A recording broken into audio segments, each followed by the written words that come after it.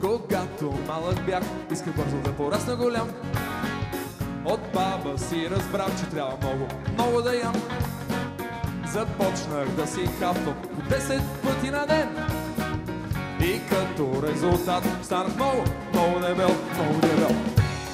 Ла-ла-ла-ла-ла-ла.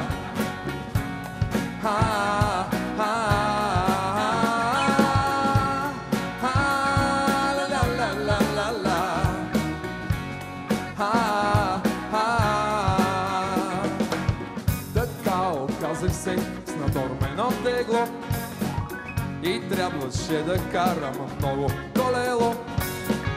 Но честно казано, доста ме мързи и предпочитам да порасна настрани.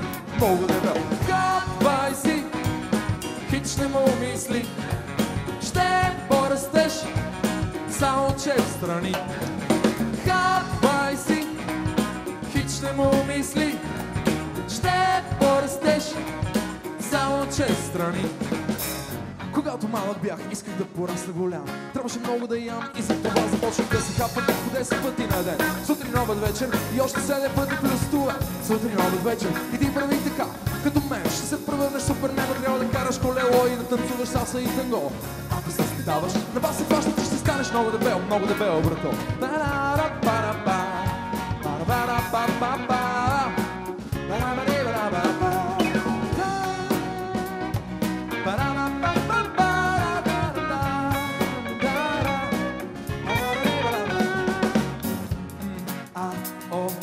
Нормено тегло, да кара много колело. Ла-ла-ла-ла-ла-ла.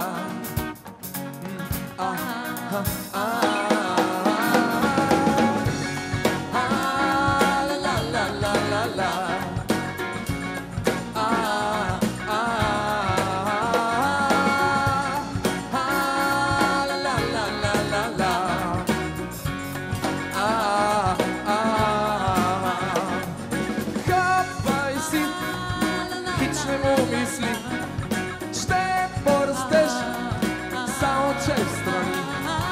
Хапвай си, хич не му мисли, ще порастеш, само че встрани. Много дебел.